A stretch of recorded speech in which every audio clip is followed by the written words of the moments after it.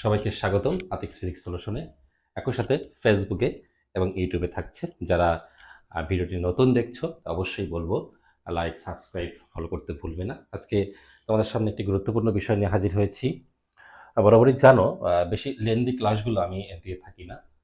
অফলাইনে অনেক স্টুডেন্ট পড়ে, অনলাইনে চেষ্টা করি অ্যাডমিশনের কিছু কিছু বিষয় কভার করার জন্য। অনেকের কাছে গুরুত্বপূর্ণ নাও হতে পারে, কিন্তু বিষয়গুলো খুবই গুরুত্বপূর্ণ। প্রতিটা চ্যাপ্টার থেকে আর কি মেইন কিছু টেকনিক্যাল ম্যাথ যেটাকে বলে ফিজিক্সের প্রবলেম, সেগুলো কিন্তু তুলে ধরার চেষ্টা করি। আশা করা যায় ইঞ্জিনিয়ারিং কিংবা ভার্সিটিতে, ঢাকা ইউনিভার্সিটিতে, বুয়েটে, রুয়েটে, কুয়েটে এগুলোতে এর বাইরের প্রবলেম কিন্তু আসে না।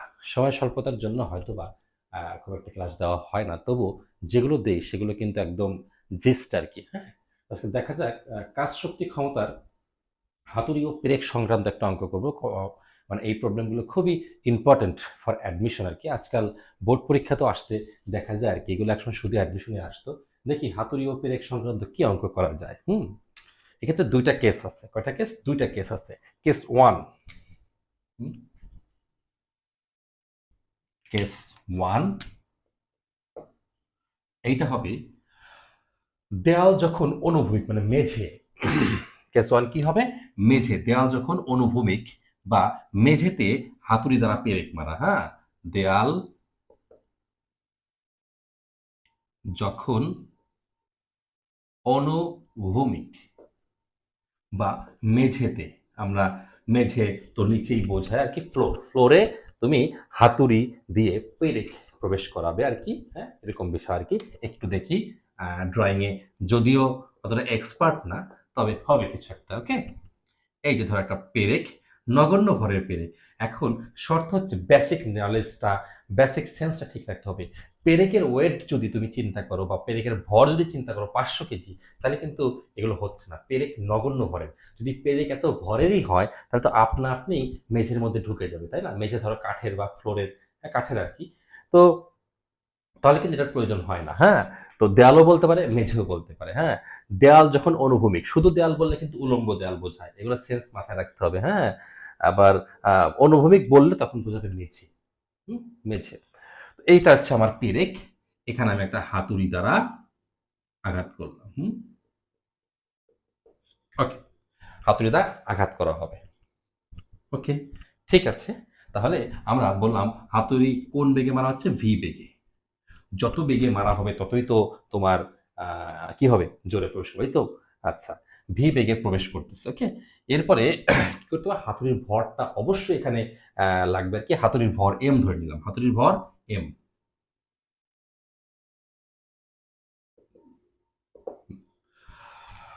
আমি বলবো না ফিজিক্সের সব ক্রিয়েটিভ। হ্যাঁ, আমার মনে হয় সব, মানে কি বলবো, প্রিডিটারমাইন্ড। হ্যাঁ, মানে পূর্ব পরিকল্পিত, মানে সবই আছে গুছিয়ে, তোমাকে নলেজগুলো জানতে হবে। এই কনসেপ্ট আমরা দেখবো খুবই ইজি কিন্তু। হ্যাঁ, এনার্জি, শক্তি এবং কাজ যে সমান হতে পারে সেই কনসেপ্ট নিয়ে কিন্তু আমরা, কাজ এবং শক্তি যে সমান হতে পারে সেই কনসেপ্ট নিয়ে কিন্তু আমরা এই অঙ্কটা করবো। ওকে, তাহলে হাতুড়ির ভর। ওকে, এখন সাপোজ এর মধ্যে প্রবেশ করলো কতটুকু? এক্স পরিমাণ প্রবেশ করলো। পেরেকটা কতটুকু প্রবেশ করলো? এক্স পরিমাণ। এক্স ইকুয়াল টু প্রবেশ করলো। হ্যাঁ, সরণ, সরণ। এখন এই সরণ হওয়ার সময় এই ফ্লোর মানে মেঝে বা কাঠ বা তোমার কনক্রিট যাই হোক না কেন, উপরের দিকে কিন্তু একটা বল প্রয়োগ করবে, বাধা বল। কি? বাধা বল। এটা হচ্ছে এফ, বাধা দানকারী বল, বাধা বল। হ্যাঁ, বাধা দানকারী বল। ওকে, সরি, বাধা দানকারী বল। ওকে, এফ হচ্ছে বাধা দানকারী বল।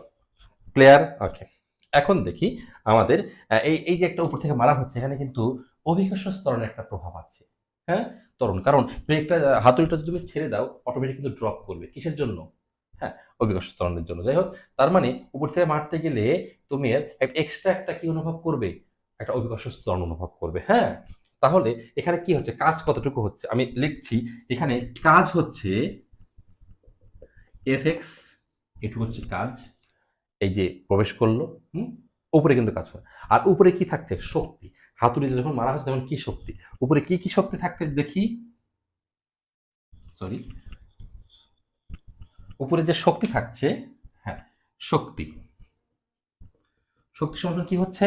এক হচ্ছে গতিশক্তি হাফ এম ভি স্কোয়ার। হাতুড়ির গতিশক্তি half M V square, okay, plus বিভব শক্তি এম জি এক্স,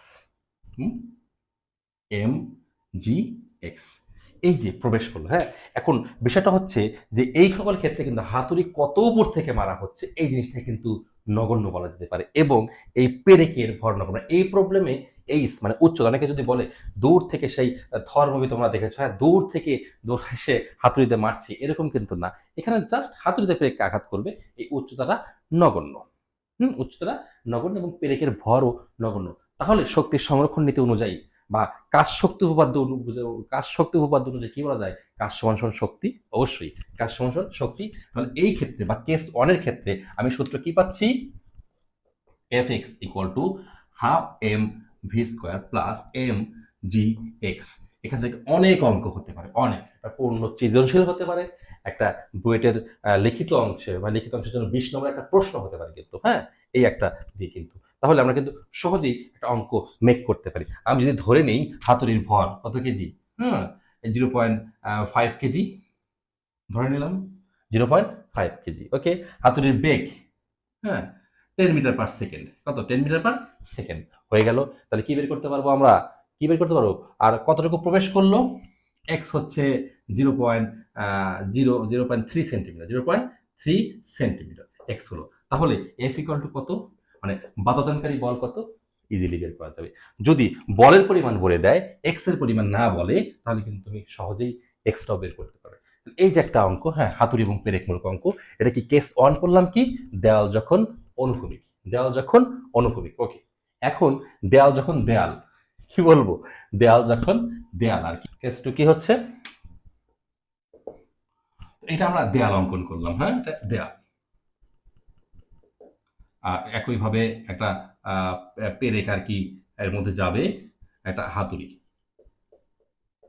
ওকে, হাতুড়ি, হাতুড়ি, যদিও হাতুড়ির মতো না, একদম অন্যরকম একটা বিষয় দেখা যাচ্ছে, ওকে।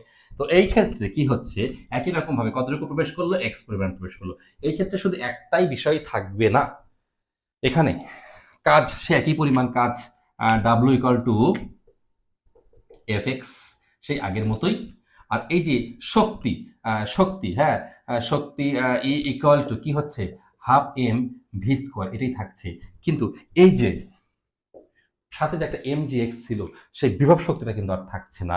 মানে এই ক্ষেত্রে আমি দেওয়ালে এইভাবে এই যে ট্রেক মারতেছি, অর্থাৎ এই এখানে এই যে উপর থেকে যে লম্বালম্বি যে অভিকর্ষ স্তর মুক্তভাবে পড়ে পড়ে যেত আর কি, সেই একটা প্রেশার আসতো নিচে দেওয়া, মানে নিচের ফ্লোরে মারতে বা মেঝেতে মারতে, সেই ইফেক্টটা কিন্তু থাকছে না। এটা কিন্তু শূন্য, কি আসতেছে?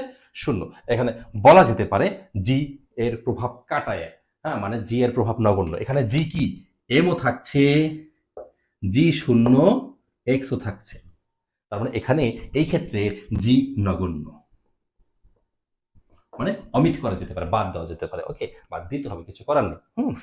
তো যাই হোক, তাহলে এই ক্ষেত্রে কেস টু এর সূত্র হয়ে যাচ্ছে কিন্তু F X equal to half M V square.